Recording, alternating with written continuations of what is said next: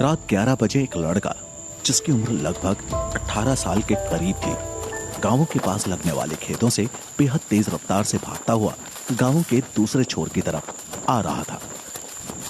गांवों के अंदर प्रवेश करते ही गांव के कुत्ते उसके पीछे भौंकते हुए पड़ गए, पर उसकी रफ्तार को कुत्ते पकड़ तक नहीं पाए। वो गांव के टेढ़े मेढ़े रास्तों से अपनी तूफानी रफ्तार में सीधा घर के आंगन में आ पहुंचा और साइड से छत पर जाती सीढ़ियों पर चढ़कर सीधा कमरे में प्रवेश कर गया और दरवाजा टाइट बंद कर लिया था।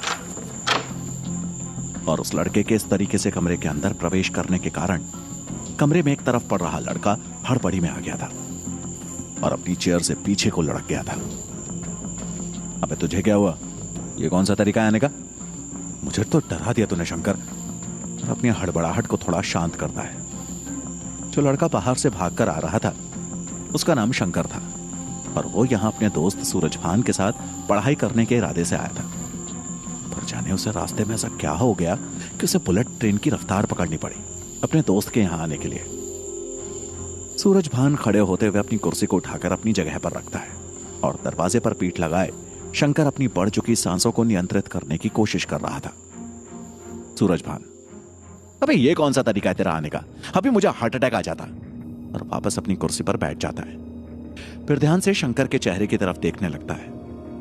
क्या हुआ? इसे दरवाजे से चिपक कर क्यों खड़ा है? कोई पीछा कर रहा है क्या तेरा? और अब वो भी शंकर की हालत देखकर थोड़ा सा अजीब फील कर रहा था। शंकर उसकी बात सुनकर दरवाजे से हटता है और वहां लगे पलंग पर आराम से लेट जाता है। अबे सोने के लिए आया है क्या? अपने घर पर ही सो जाता। तुझे देखकर मुझे भी नींद आने लग जाएगी। 8 दिन बाद फिजिक्स का पेपर है, तैयारी कर ले बैठकर। शंकर उसकी तरफ अपना हाथ हिलाकर उसे चुप रहने के लिए बोलता है, फिर आंख बंद कर लेता है। पर उसके ऐसा करते ही अगले ही पल जाने उसे क्या हुआ और वो एकदम से आंख खोलकर भयभीत हो जाता है और बिस्तर पर बैठ जाता है। सूरजभान अपनी कुर्सी से उठकर उसके पास आते हुए, क्या हुआ? कोई दिक्कत है क्या? तू इतना घबराया हुआ क्यों है? और उसके कंधे पर हाथ रखते हुए उसके चेहरे के डर को समझने की कोशिश करने लगता है। शंकर, यार मैं अभी एक चीज देखकर आ रहा हूं, समझ में नहीं आ रहा कि वो था क्या। और उसके चेहरे पर फिर से उसके बारे में सोचते हुए घबराहट चरम पर आ गई थी। उसके बदन में झुरझुरी सी हो गई थी। सूरजभान, अरे क्या हुआ? ये तो बता, तू ऐसे घबरा क्यों रहा है जैसे तेरे पीछे कोई शैतान आ गया हो? शंकर, भाई शैतान ही था, बड़ी मुश्किल से जान बचाकर आया हूं, वरना आज तो खेल खत्म था। सूरजभान, क्या बकवास कर रहा है मुझे डराने के लिए? आज के समय में शैतान होते हैं क्या? पढ़ाई तो साइंस की कर रहा है, पहला अंधविश्वास रहा है और उसे गांव के अंदाज में हड़काने लगता है।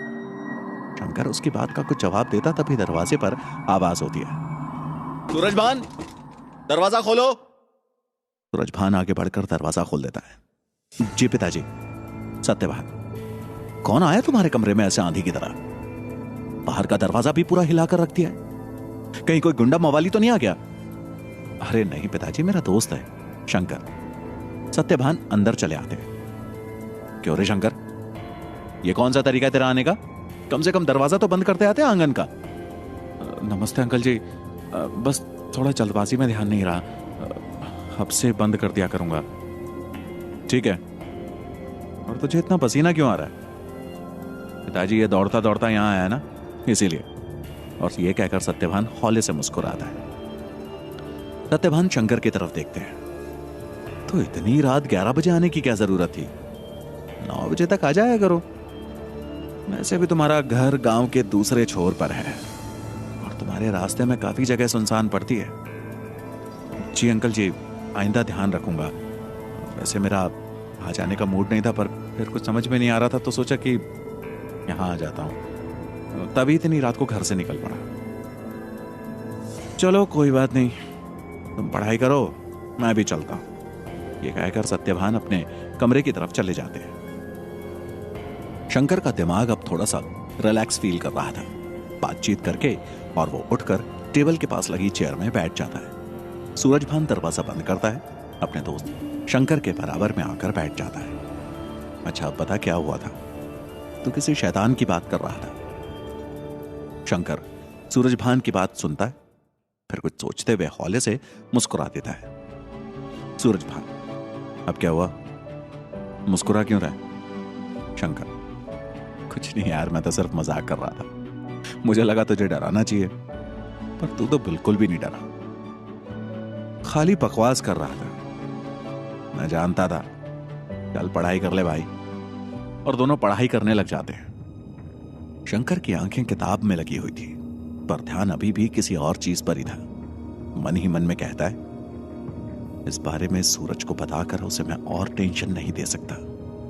एग्जाम सिर पर है, ऐसे में उसका ध्यान पढ़ाई से भंग हो जाएगा और फिर वो अपने आप को भी पढ़ाई में व्यस्त कर लेता है। जबकि इस वक्त बाहर, काम से बाहर, जहां से जंगल का एरिया शुरू हो जाता था, बस इसी सीमा पर विशाल बरगद का पेड़, जिसे दिन में भी देखते हुए डर का अनुभव होता था। और इतनी रात के वक्त बरगद की जड़ें जो हवा में झूल रही थी, और पता नहीं कौन उन पर लटक कर झूल रहा था। कुछ दिखाई नहीं दे रहा था, बस उसकी जड़ें हवा में इधर उधर झूल रही थी। बरगद के एक ऊंचे तने पर इस वक्त एक तांत्रिक बैठा हुआ अपनी तांत्रिक विद्या का जाप करने में लगा हुआ था। उसके शरीर से रह रहकर प्रकाश का एक झोंका निकलकर वातावरण में विलीन हो रहा था। और उसी विशाल शाखा पर एक तरफ बैठे एक अन्य तांत्रिक ने हाथों में मोर पंख का झाड़ू पकड़ा हुआ था और एक खोपड़ी के ऊपर उसे मारते हुए मंत्रों का जाप कर रहा था। तांत्रिक गुरु विशंभर को भी जाने क्या सूझी है यहां आने की। इतनी दूर हिमालय से चलकर यहां तपस्या करने आ पहुंचे। आखिर क्या है इस जगह पर ऐसा जो गुरु को दिख रहा है, मुझे नहीं। और फिर उसका ध्यान नीचे जाता है, जहां बरगद के तने से निकली हुई जड़ें हवा में झूल रही थी। ये सब जड़ें अपने आप कैसे हिल रही हैं? हवा तो बिल्कुल भी नहीं चल रही, पेड़ का एक पत्ता तक नहीं हिल रहा। इसका मतलब कुछ तो है यहां, जिसका आभास सिर्फ गुरुजी को है।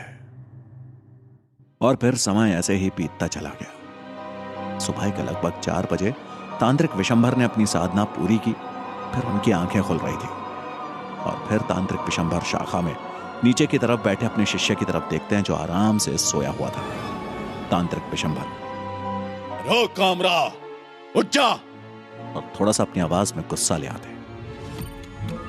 कामरा अपने गुरु की आवाज सुनकर एकदम से उठ जाता है और हड़बड़ी में फिर से अपने सामने रखी खोपड़ी के ऊपर मोर पंख के झाड़ू को मारने लगता है और कुछ मंत्रों का उच्चारण करने लगता है। तांत्रिक विशंभर, अब बंद कर, सुबह होने वाली है। तुझे एक काम बताओ, वो भी तो ठीक से नहीं करता। अगर ऐसे ही करता रहा तो तुझे चमगादड़ बनाकर यहीं पेड़ पर लटका दूंगा। सुधर है ना फिर आराम से। भाई तेरी बात समझ में? शिष्य कामरा, जी जी जी गुरुदेव, मैं समझ गया। पता नहीं कैसे आंख लग गई गुरुजी। तांत्रिक विशंभर, चल अब नीचे उतर।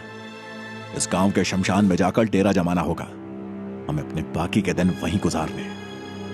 और फिर दोनों उस विशाल बरगद के पेड़ से नीचे उतरकर गांव के एक तरफ बने शमशान घाट की तरफ चले गए। सुबह के हल्के उजाले से पूर्व ही गांव के लोग अपने कार्यों में व्यस्त होते जा रहे थे। सूरज भान के घर में भी चहल पहल शुरू हो रही थी। पशुओं की सेवा पानी में लग गए थे। शंकर उठकर बाहर आ गया था, पर दरवाजे से कदम बाहर रखते ही जाने क्यों वो फिर से घबराने लगा और अपने आप को गहरे अंधकार में महसूस करने लगा। शंकर, ये क्या हो रहा है? अपने मस्तिष्क से रात के दृश्यों को क्यों नहीं हटा पा रहा हूं, जबकि अब तो सूरज भी उदय होने वाला है। और फिर आंगन में पशुओं को चारा डाल रही सूरज भान की बहन प्रिया की तरफ देखता है। शंकर सीढ़ियां उतरकर नीचे आ गया और, प्रिया क्या कर रही हो? प्रिया उसकी आवाज सुनकर तिरछी नजरों से उसकी तरफ देखती है और बेहद ही उखड़े शब्दों में, तुम्हें क्या दिख रहा है? मैं क्या कर रही हूँ?